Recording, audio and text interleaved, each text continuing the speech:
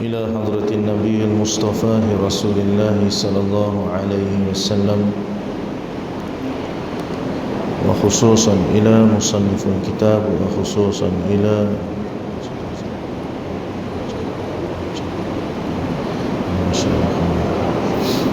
جميعا. شيء لهم الفاتحة. أعوذ بالله من الشيطان الرجيم. بسم الله الرحمن الرحيم. الحمد لله رب العالمين، الرحمن الرحيم، مالك يوم الدين، إياك نعبد وإياك نستعين، اهدنا الصراط المستقيم، صراط الذين أنعمت عليهم غير المغضوب عليهم ولا الضالين.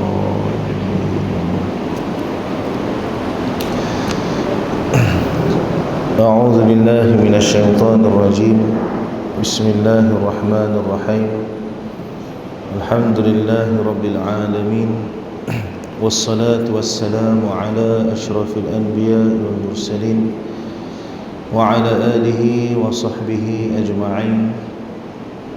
اللهم صل على سيدنا محمد الفاتح لما أغلق والخاتم لما سبق، ناصر الحق بالحق والهادي إلى صراطك المستقيم، وعلى آله حق قدره ومقداره العظيم. قال رب اشرح لي صدري ويسر لي أمري واحلل عقدة من لساني يفقه قولي. أحييكم بتحية الإسلام، تحية مباركة من عند الله، تحية الإسلام السلام. السلام عليكم ورحمة الله وبركاته. Alhamdulillah, yang pertamanya dan selama-lamanya, marilah sama-sama kita memanjatkan setinggi-tinggi rasa syukur kita ke hadrat Allah, yang mana dengan segala limpahan rahmat dan taufik daripada Allah telah menjadi asbab buat diri kita ini sentiasa diberikan kesempatan dan peluang untuk berada pada tempat yang baik. Dan Alhamdulillah, dengan segala kebaikan yang datang daripada Allah juga telah menjadikan kita pada hari ini diizinkan oleh Allah Subhanahu Wa Taala untuk menjadi sebahagian daripada kalangan hamba-Nya yang diberikan kesempatan untuk memanfaatkan masa yang ada dalam kehidupan ini dengan perkara-perkara yang diredai oleh Allah Subhanahu Wa Taala. Kerana ketika mana seseorang hamba itu merasakan syukur terhadap nikmat yang telah diberikan Allah kepadanya, maka telah dijanjikan oleh Allah untuk ditambahkan lagi nikmat tersebut di dalam kehidupan hamba tersebut. Maka atas kerana itu saya berpesan kepada diri saya terutamanya, dan juga kepada tuan-tuan dan perempuan, ibu ayah yang ada dalam majlis ini, Allahumma salli ala Muhammad, untuk kita merasakan lemahnya diri kita ini di hadapan Allah. Janganlah kita merasakan sombong dengan kebaikan yang Allah pinjamkan kepada kita ini, ketika mana kita melihat orang lain tak dapat kesempatan seperti mana kita hari ini yang berkesempatan untuk memakmurkan majlis ilmu. Maka kita khawatir kalau pada ketika kita merasakan sombong dengan kebaikan yang Allah kurniakan kepada kita, Allah menarik semula kesempatan ini. Maka atas kerana itu saya berpesan kepada diri saya terutamanya, dan juga untuk tuan-tuan dan perempuan, untuk kita menunjukkan syukur kita kepada Allah dengan cara kita mendoakan agar saudara-saudara kita yang lain yang mana masih lagi belum diberikan kesempatan untuk berbuat taat, Allah izinkan kita semua untuk berbuat taat. Kerana saat pengakhiran kehidupan seseorang lah yang menentukan di manakah kedudukan dirinya di akhirat. Yang kita dah buat lah ni tak boleh kira lagi, tuan-tuan. Sebab hari ni kita boleh buat baik, esok belum tentu.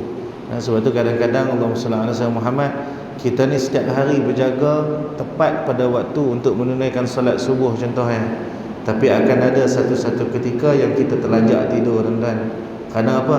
Allah nak bagi tahu, bukan hang yang boleh buat baik, tapi akulah yang berikan keizinan. Maka ketika mana kita mula hilang kebergantungan dengan Allah, maka pada masa itu Allah menunjukkan kekuasaannya. Jadi sebab tu orang mukmin ni dia sentiasa merasakan adanya Allah dalam kehidupan. Hatta pada sekecil-kecil perkara sekalipun dia mengharapkan pertolongan daripada Allah Azza wa Jalla. Jadi bayang dalam hati Allah Subhanahu wa taala yang sekalian.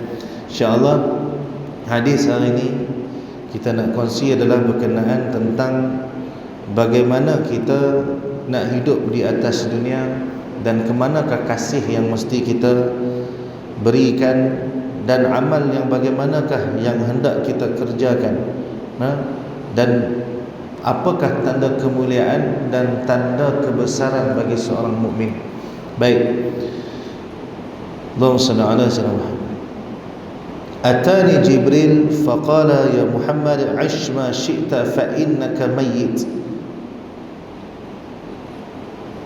wa ahbib ma syi'ta fa innaka mufariquh wa'mal ma syi'ta fa innaka majzi'un bih wa'lam anna syarafal mu'min qiyamuhu bil lail wa 'izzahu istighna'uhu 'anil nas. Rawahul Baihaqi daripada Jabir radhiyallahu anhu. Atani Jibril alaihi salam, telah datang kepadaku Jibril alaihi salam. Kata Nabi sallallahu alaihi wasallam, satu hari Jibril datang jumpa dengan Nabi sallallahu alaihi wasallam. Maka kata Jibril, ya Muhammad ish ma syi'ta fa innaka mayyit. Wahai Muhammad, hiduplah kamu seperti mana engkau berkehendak di atas dunia ini. Kenapa? Fa innaka mayyit, maka sesungguhnya satu hari nanti engkau akan mati. Jadi Jibril datang bertemu dengan Nabi SAW. Dia bagi peringatan kepada Nabi Muhammad SAW untuk disampaikan peringatan itu kepada umatnya, kita lah. Maka Jibril kata, ya Muhammad ish ma syi'ta, hiduplah engkau ya Muhammad sebagaimana yang engkau berkehendak. Tapi Allahumma salli ala sayyidina Muhammad fa innaka mayyit, satu masa kau akan mati juga. Bermaksud ketika mana kita hidup di atas dunia, terkadang kita ni melupakan akan hakikat satu hari kita akan mati. Kita lupa bahawasanya sampai pada satu ketika yang telah ditentukan oleh Allah, kita akan meninggalkan dunia ini, sama ada secara kita rela ataupun tidak rela. Allahumma salli ala sayyidina Muhammad. Jadi ketika mana seseorang yang hidup di atas dunia, dia merasakan kehidupan dunianya merupakan kehidupan yang selama-lamanya, kehidupan yang menjanjikan kenikmatan berpanjangan buat diri dia, maka pada ketika itu dia akan mula melupakan akan hakikat kematian. Sebab itu orang mukmin, Allahumma salli ala sayyidina Muhammad, adalah orang yang sentiasa mengingat akan kematian. Karena ketika mana kita teringat akan kematian, maka terbantutlah segala cita-cita. Tuan-tuan tengok pada ketika seseorang yang pada awalnya sihat, kemudian pada satu hari dia sakit dan dia bertemu dengan doktor. Bila dia jumpa dengan doktor, atas pengalaman dan ilmu yang ada pada doktor tersebut, doktor tu pun bagi tahu, tuan ni saya tengok dengan sakit tuan ni, kemungkinan besarnya tuan cuma mampu hidup lebih kurang setahun. Allahumma salli ala sayyidina. Pada ketika itu, kalau kita lah yang berada pada tempat tersebut, dikhabarkan kepada kita tempoh kematian kita akan datang dalam tempoh masa setahun, maka pada ketika itu tuan-tuan, adakah kita akan menjadi orang yang bersungguh-sungguh dalam pada nak mengumpul harta dunia? Adakah kita masih lagi akan menjadi orang yang bersungguh-sungguh dalam pada nak merasakan segala kenikmatan dunia. Tuan-tuan, saya ada tengok satu video orang ni dia makan last meal, iaitu makanan akhir.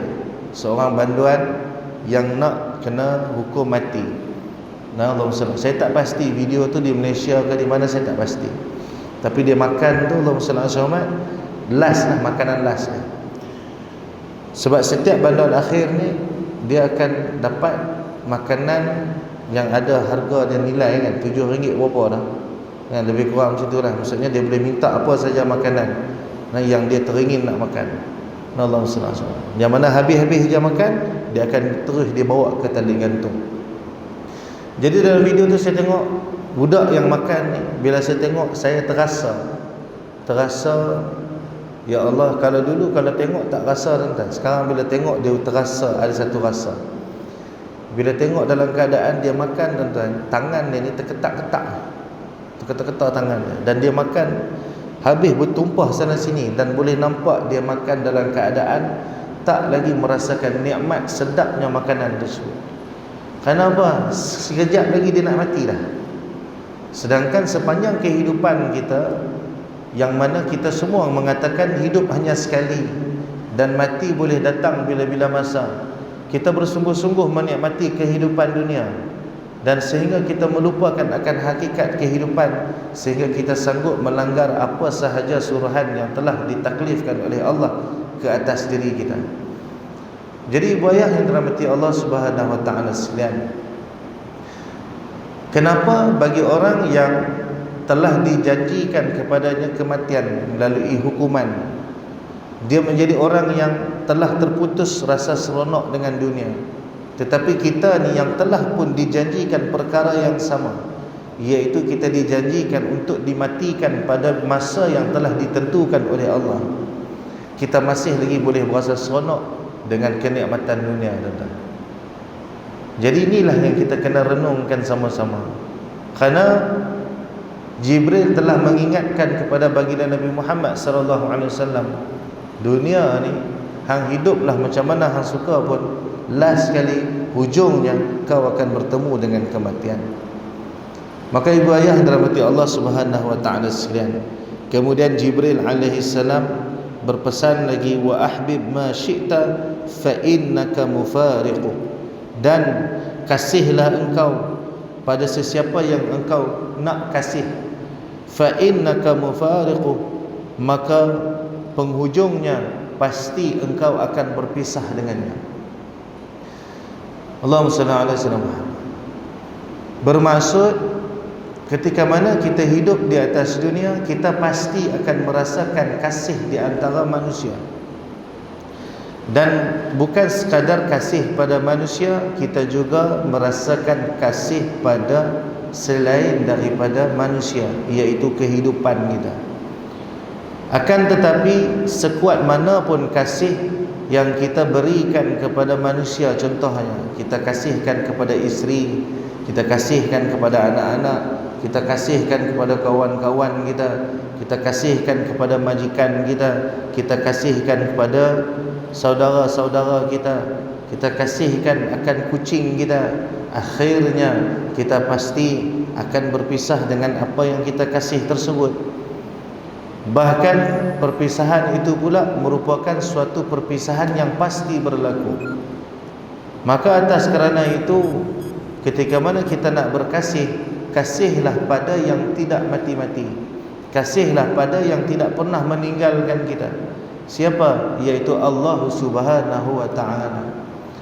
Karena yang tidak pernah meninggalkan kita sepanjang kehidupan adalah Allah.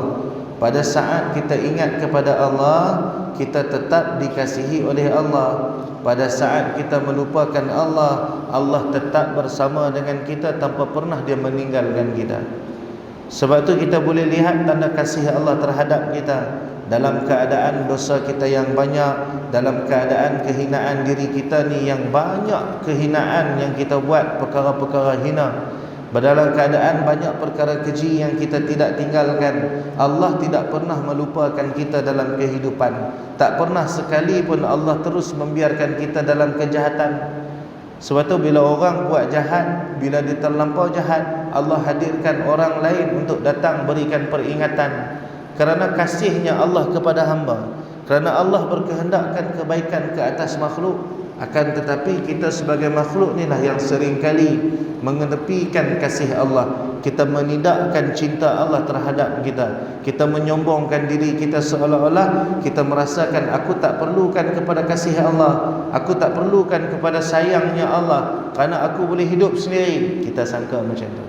Kenapa? Kita sangka yang kita kasih, yang kasih keliling kita ni, kita takkan pisah, kita takkan tinggal, tuan-tuan. Sebab tu bila anak-anak buat perkara yang Allah tak redha, kita tak berani, tuan-tuan, nak tegur anak kita. Ni tak lama nak raya, tuan-tuan, anak-anak balik kan, setelah bertahun lama tak boleh balik. Berkumpul lah adik-beradik, ipak, birah, semua berkumpul. Bab aurat, tuan-tuan, kita dah bersedia ke kita nak tegah perkara tu daripada berlaku dalam keluarga kita, tuan-tuan? Allah SWT. Sebab tu kalau cadangan saya lah, kalau anak-anak tuan-tuan ramai sangat, memang kita rindukan mereka nak duduk dalam rumah macam mana mereka kecil-kecil dulu. Tapi bila mana mereka ni dah berkeluarga, tuan-tuan, ada aurat yang kena nak jaga, maka kita suruh anak-anak kita ni pergi tidur hotel lah, apa. Jangan kita kecil hati pula. Bagi tahu kat anak ni, ayah ingat ramai sangat ni, hampa pergi tidur hotel lah, senang, aurat hampa terjaga sikit. Ayah pun tak larat nak tegur. Ayah ni dah umur dah hujung-hujung dah, dosa ayah pun dah banyak, nak tanggung subahat dosa hampa pula. Lah ni macam ni lah, hampa balik raya main makan sampai malam pun balik tidur hotel, tak payah tidur kat rumah ayah. Melainkan adik-beradik yang tak perlu pada bab ikhtilat, tuan-tuan boleh buat ke lagu tu? Allah SWT. Pasal apa? Kecintaan kita terhadap makhluk melebihi kecintaan kita terhadap Allah. Jadi tuan-tuan, pada ketika hidup di atas dunia, kita cintakan makhluk lebih pada Allah. Bagaimana di akhirat esok Allah mahu menyelamatkan kita daripada kemurkaannya? Bagaimana kita nak mengharapkan rahmat daripada Allah, sedangkan masa dunia kita tak tunjuk pun dekat Tuhan yang kita sungguh-sungguh mengharapkan rahmat daripada Allah. Jadi ibu ayah dirahmati Allah Subhanahu wa taala sekalian, kemudian Jibril berkata lagi, wa'mal ma syi'ta fa innaka majzi'un bih. Dan beramallah kamu, Nabi sallallahu alaihi wasallam Muhammad, seperti mana yang engkau berkehendak, kerana engkau pasti akan menerima balasan daripadanya. Duduk atas dunia, tuan-tuan, tuan-tuan nak buat apa? Tuan-tuan nak beramal macam mana suka hatilah. Tuan-tuan nak tipu orang ke, tuan-tuan nak bohong, tuan-tuan nak mengumpat, tuan-tuan nak buat cerita, nak buat fitnah, nak sangka buruk, nak pandang tak elok, nak rasa kita hebat, nak rasa orang lain tu lemah, kita buat, tuan-tuan. Buat suka hati. Kenapa? Akhirnya yang akan dipertanggungjawabkan akan segala perbuatan adalah diri kita. Dan tidak ada satu pun perkara yang terlepas daripada pandangan Allah. Sebab tu kita atas dunia ni diajarkan oleh baginda Nabi Muhammad sallallahu alaihi wasallam untuk sentiasa mengharapkan agar Allah melepaskan kita daripada hisab. Karena pada setiap orang yang dihisab oleh Allah pasti tidak akan selamat. Siapakah orang yang tidak akan dihisab oleh Allah? Orang yang mati syahid. Orang yang sepanjang hidup dia mengerjakan kerja agama, melaksanakan tuntutan fi sabilillah. Pada ketika dia mati dalam keadaan fi sabilillah, tuan-tuan, dia telah pun dikira sebagai orang yang syahid. Begitu tuan Ustaz, saya ni kerja doktor, macam mana nak jadi fi sabilillah? Ketika mana tuan-tuan jadi doktor atas kerana nak menyelesaikan masalah umat, bukan atas kerana nak memenuhkan poket dengan gaji kita yang banyak. Pada ketika perkara tu kita nampak salah, kita katakan salah, tuan-tuan. Pada perkara yang berkait dengan halal haram, kita tegah, tuan-tuan. Pada ketika kita ada kuasa, kita jauhkan orang yang duduk di bawah kita ni daripada perkara yang mungkar, dan kita ajak mereka ni untuk duduk pada perkara-perkara yang ma'ruf. Macam mana yang berlaku hari ini, tuan-tuan? Ramai orang terlalu gilakan kuasa. Orang terlalu nak tunjuk kata dia pandai. Puluhan tahun, tuan-tuan, kita di Malaysia ni, Allahumma salli ala sayyidina Muhammad, jatuh raya ni dia ikut kiraan. Allahumma salli ala sayyidina Muhammad. Dia ada kira-kira dia. Ilmu yang kita sendiri tak mahir, tuan-tuan. Tiba-tiba mai tahun ni kecoh nak raya hari Isnin ke Selasa. Sampai Tok Mufti satu negeri ni pun sebut, jaga puasa 1 Syawal ni haram. Harap mufti-mufti yang ada dekat Malaysia ni, orang-orang yang berautoriti ni, tentukanlah betul-betul tentang hari raya. Seolah-olah selama puluhan tahun kita beraya di Malaysia ni, tuan-tuan, kita raya dengan cara yang salah. Tuan-tuan fikir logiklah sikit. Kita baru hidup hari ni. Allahumma salli ala sayyidina Muhammad. Kita nak kata tok guru dulu salah. Kena ke, tuan-tuan? Walhal kita belajar dengan mereka juga. Punya nak tunjuk pandai, nak kata aku baik, tuan-tuan, setiap perbuatan kita akan dihisab oleh Allah. Setiap perbuatan kita akan dipertanggungjawabkan ke atas diri kita. Maka ketika mana kita bercakap, tuan-tuan, bercakap atas dasar kepentingan agama ataupun atas dasar kepentingan diri kita, Allah Maha mengetahui. Kita bercakap atas kerana nak orang nampak kita baik ke, ataupun atas kerana nak mengajak sekalian manusia kepada kebaikan. Jadi tuan-tuan, kalau kita ditanya tentang bagaimana kita nak kenal ulama yang jahat ataupun tidak, akhir zaman ni banyak ulama su', tuan-tuan. Macam mana kita nak kenal? Mudah ya, tuan-tuan. Ketika mana orang tersebut tidak lagi mengajak umat untuk mendekatkan diri kepada Allah, akan tetapi mengajak untuk mendekatkan diri kepada dia yang bercakap. Allahumma salli alaihi wasallam. Tuan-tuan, saya bercakap, tuan-tuan jangan dengar cakap saya. Tuan-tuan dengar apa yang Nabi kata. Tuan-tuan buat apa yang mendekatkan diri tuan-tuan dengan Allah. Pada ketika orang berzikir, jangan kita duk halang, kerana dengan zikir tersebut menjadikan dia ingat kepada Allah, maka perkara tu betul, tuan-tuan. Zikir ni Nabi tak pernah buat. Nabi tak pernah buat bukan bermaksud perkara tu salah. Nabi tak pernah pakai telefon bimbit, tuan-tuan. Nabi bercakap dulu, ketuk kayu tongkat atas mimbar, sahabat dekat tempat lain boleh dengar. Kita nak cakap dengan kawan kita duduk seberang taman sudah, takkan nak ketuk tongkat? Boleh buat kan? Allahumma salli ala sayyidina Muhammad. Kita pakai telefon, Nabi tak pakai telefon.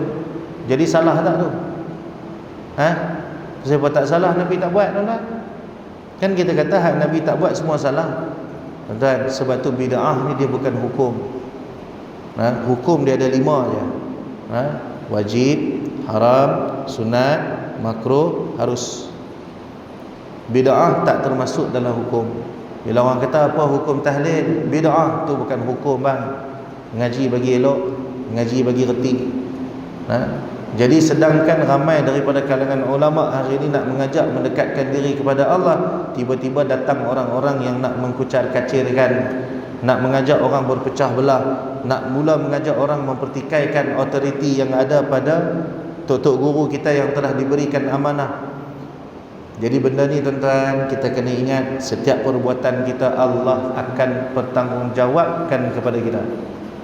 Jadi kalau tuan-tuan rasa apa yang tuan-tuan buat tu betul, tuan-tuan rasa bila mempertikaikan autoriti yang ada pada majlis agama, contohnya pada orang-orang yang duduk dalam bidang yang menguruskan agama ni, tuan-tuan rasa tuan-tuan layak untuk mempertikaikan, tuan-tuan silakanlah. Sebab pada ketika tuan-tuan buat salah esok, tuan-tuan nak bergantung kat siapa? Pasal apa kita diajar untuk bermazhab? Kerana kita ni tak ada kefahaman tentang agama seperti mana para ulama mujtahid. Imam mujtahid ni dia faham agama tak macam kita, tuan-tuan.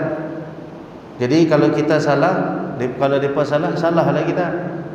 Allahumma salli ala sayyidina Muhammad. Tapi kalau kita pegang dengan diri kita sendiri, tuan-tuan, confirm salah.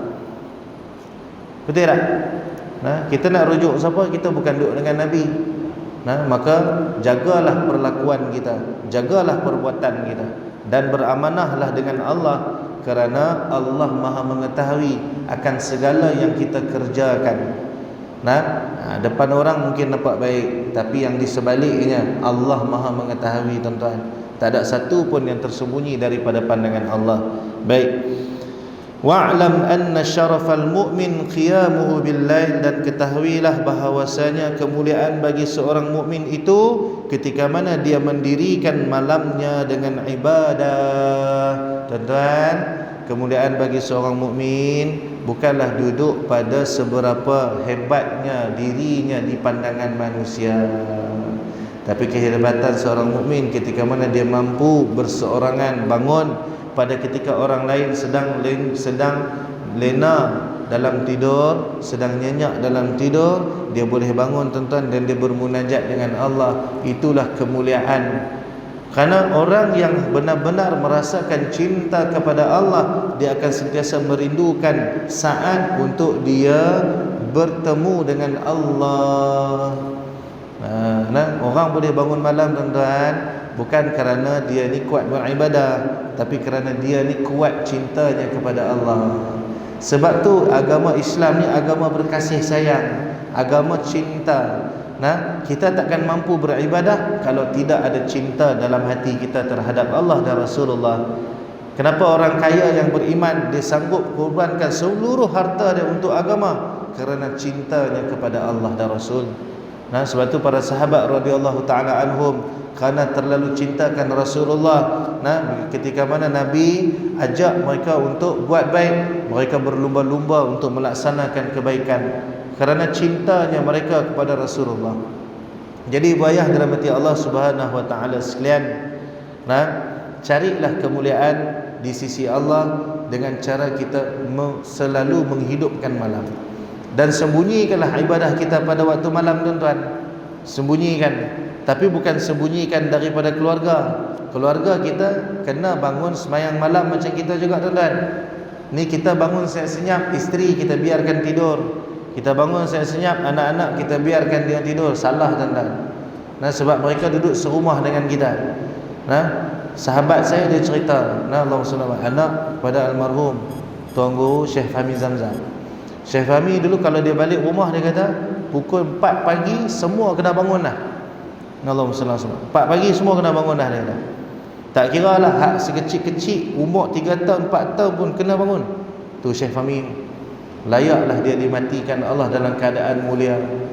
Layaklah hidup dia sebagai seorang ulama. Dia kejut 4 tahun pun kena bangun. Tak semayang tak apa, dia kata. Asalkan bangun, mandi, duduk terlena sambil duduk tak apa, yang penting dia bangun. Tu didikan daripada ulama. Jadi buayah dirahmati Allah Subhanahu taala sekalian, boleh tak ni hari ni hari-hari akhir Ramadan, tak tahulah esok raya tak raya, tak tahulah, kan orang duk bergaduh. Kalau esok raya tak ada dah tazkirah lagi dah. Allahumma salli ala Muhammad. Kalau raya lusa insya-Allah ada lah kot. Tak tahu, tapi tak tahulah orang ada tak ada. Pasal raya kan, nak raya. Allahumma salli ala Muhammad. Baik, jadi carilah kemuliaan ni sebenarnya akhir-akhir Ramadan ni tuan-tuan. Gunakanlah kesempatan ni untuk buat ibadat. Tuan-tuan janganlah terlalu sibuk mempersiapkan diri dengan hari raya. Bayangkan nak raya sehari ya tuan-tuan. Dia punya penat tu seminggu persiapan untuk sehari ini. Agak-agak berbaloi kan tuan-tuan, untuk dikorbankan masa kebaikan yang ada pada akhir-akhir Ramadan ni semata-mata untuk mendapatkan keseronokan satu Syawal yang seketika tuan-tuan. Seronok raya ni pada hari raya ni seronok dia pasal sembahyang raya ya tuan-tuan. Betul tak? Kita rasa raya masa sembahyang raya Lepas sembahyang raya tu makan macam biasa dah tak rasa apa dah. Allahumma salli ala Muhammad. Masa saat kita takbir waktu tu jadi janganlah kita buang masa banyak sangat tuan-tuan. Malam ni tuan-tuan jaga malam. Tunjuk cinta kita kepada Allah. Ya Allah, Ramadan dah nak habis ni. Kau tolonglah. Bulan Ramadan ni waktu yang kau janjikan mustajab doa. Jadi kau tolonglah ya Allah. Kau maafkan aku, kau cintakan aku ya Allah, kau kasihkan aku ya Allah, kau jangan tinggalkan aku ya Allah, kau jadikan aku ya Allah sentiasa berharap kepada engkau ya Allah. Ni akhir-akhir Ramadan ya Allah, dah kau izinkan untuk aku dapat duduk macam ni lagi ya Allah. Walaupun dah habis Ramadan, kau izinkanlah aku ya Allah. Kita minta dengan dia, minta tolong dengan dia, insya-Allah tuan-tuan. Kita minta tolong, Allah tolong kita. Allahumma salli ala Muhammad. Wa 'izzahu istighna'uhu 'anil nas, dan kebesaran bagi seorang mukmin itu ketika mana ia tidak lagi berhajat kepada manusia yang lain.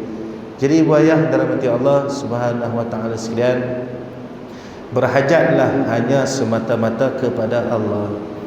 Inilah perkara yang saya diajarkan oleh guru saya. Nah, pada ketika saya buka sekolah tuan-tuan, saya pun belajar macam tuan-tuan juga. Masa mula-mula buka sekolah, saya hajat kepada orang. Saya harapkan manusia sekeliling bantu saya. Jadi saya silap tuan-tuan. Kerana kebesaran bagi seorang mukmin, dia tak berhajat kepada manusia yang lain, akan tetapi dia berhajat kepada Allah. Dan pada ketika saya berhajat kepada manusia tuan-tuan, masalah saya tak pernah selesai. Nah, saya tak cerita pasal tuan-tuan, saya tak tahu tuan-tuan hidup macam mana. Saya cerita saya aja. Allahumma salli alaihi wasallam. Benda yang saya buat tuan-tuan. Dan saya tak malu mengaku yang saya buat silap tuan-tuan. Nah, sebab apa? Kita ni semua belajar daripada kesilapan. Pada ketika saya harap pada pertolongan manusia tuan-tuan, Allah tak pernah hantarkan bantuan. Nah, Allah biarkan saya susah. Sebab apa? Sebab saya tak pernah minta dengan dia. Nah, tu yang awal-awal buka sekolah tuan-tuan, guru mengajar sat tukar, sat ganti orang pasal apa? Bayar gaji 600 pun tak lepas tuan-tuan masa tu. Allahumma salli alaihi wasallam. Bil elektrik selalu tunggak, sewa bangunan selalu tak boleh bayar on time. Kereta kena tarik tuan-tuan. Orang tak tahu cerita ni. Orang nampak yang hari ni, oh, Ustaz Rashidan tu elok dah buka sekolah. Duk minta sumbangan merata dah kot. Yang susah minta sumbangan orang tak bagi, orang tak tahu tuan-tuan. Kereta saya kena tarik tuan-tuan, pernah kena tarik. Allahumma salli. Ada orang tak tahu pun perkara ni. Dan masa tu saya selalu fikir, tanya, menangis depan Tuhan, ya Allah, kat mana salah aku ni? Sedangkan kau janji intan surullah yang surukum. Kamu tolong Allah, Allah pasti tolong kamu. Aku buat kerja agama ni ya Allah, kenapa kau tak tolong aku? Rupa-rupanya kesilapan tu duduk pada diri saya sendiri. Bila mana saya yang meletakkan kehinaan tu ke atas diri saya, bila saya berharap pada manusia yang lain. Dan bila saya mula betulkan keadaan tu tuan-tuan, pada setiap ketika saya perlukan sesuatu, saya minta dengan Allah, saya tahan diri saya daripada minta dengan manusia. Pada ketika itu tuan-tuan, Allah selesaikan hajat-hajat yang saya berkehendak tuan-tuan. Jadi inilah yang saya nak sampaikan kepada tuan-tuan. Kita orang mukmin ni orang yang telah diberikan janji kemuliaan yang tinggi di sisi manusia dan di sisi Allah. Maka janganlah kita menghinakan diri kita bila kita meletakkan pengharapan kepada makhluk. Tuan-tuan, susah macam mana pun, belajarlah tahan daripada meminta-minta kepada manusia. Mintalah kepada Allah dan tuan-tuan kerjakanlah tugas sebagai seorang hamba sesuai dengan syariat.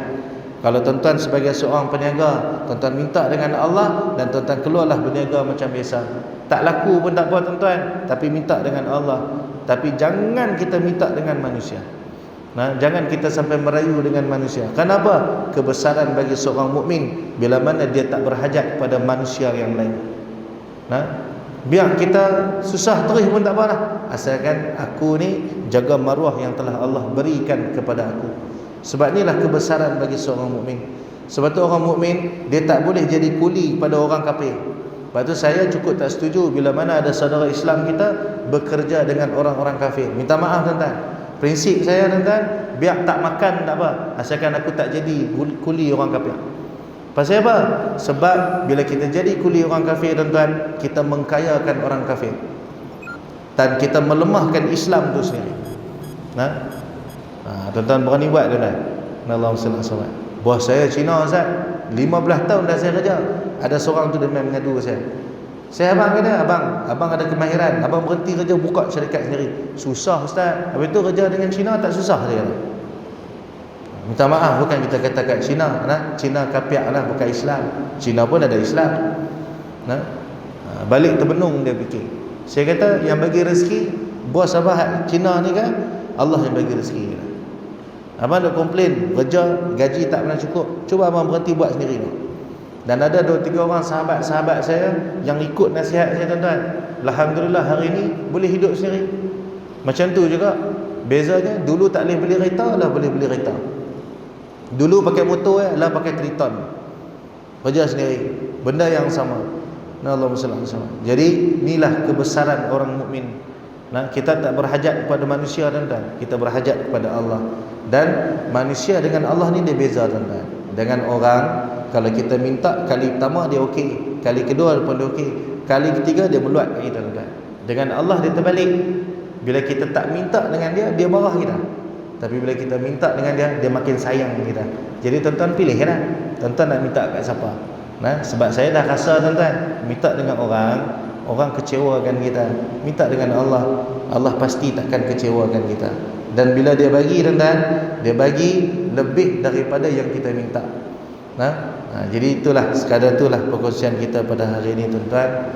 Mudah-mudahan Allah kurniakan kepada kita kefahaman dan Allah izinkan kita ni untuk mendapatkan kebaikan-kebaikan, kemuliaan yang telah dijanjikan Allah terhadap orang-orang yang benar-benar beriman kepada Allah. Jadi tuan-tuan, Allahumma salli ala sayyidina Muhammad, katalah esok memang sungguh raya, tuan-tuan.